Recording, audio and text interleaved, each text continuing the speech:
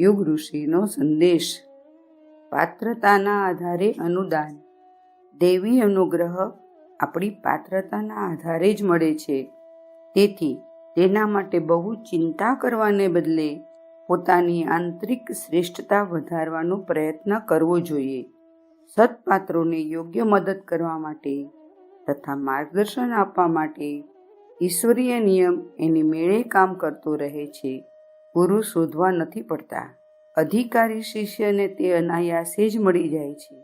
ફૂલ ખીલતા જ આમંત્રણ આપ્યા વગર ભમરા ત્યાં આવે છે અને ગુંજારો કરે છે. જ્યાં ઊંડો ખાડો હોય છે ત્યાં આપોઆપ વરસાદનું પાણી ભરાઈ જાય છે.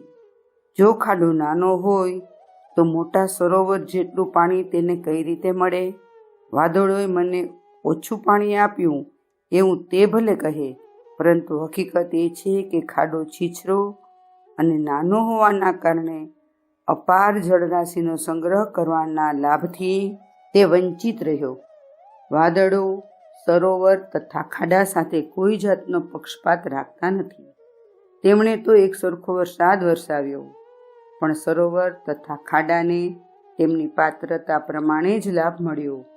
ઈશ્વર, દેવો કે શુદ્ધ પુરુષોને વરદાન આપવાની પ્રાર્થના કરવાની સાથે સાથે આપણે આપણી પાત્રતા તરફ પણ દૃષ્ટિપાત કરવો જોઈએ અને તેને વધારવા માટેનો પ્રયત્ન કરવો જોઈએ.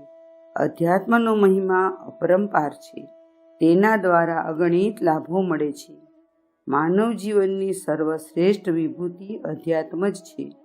અંતઃકરણમાં રહેલી રહસ્યમય શક્તિઓના જાગરણથી માણસ પણ દેવ બની શકે છે. પરંતુ એ માર્ગે ચાલનારે એક વાત ધ્યાનમાં રાખવી જોઈએ કે ઉપાસનાની સાથે સાથે પોતાના વ્યવહારિક જીવનને પણ શ્રેષ્ઠ અને પવિત્ર બનાવવું જરૂરી છે. એના વગર કઠોર સાધના પણ નકામી સાબિત થાય છે.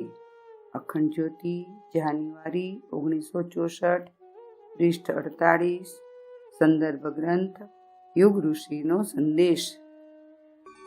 શાંતિકુંજ વિડિયો ગુજરાતી યુટ્યુબ ચેનલને સબસ્ક્રાઇબ કરો તથા બાકીના વિડિયોઝનો લાભ લેવા માટે બેલ આઇકન જરૂર દબાવો. ધન્યવાદ.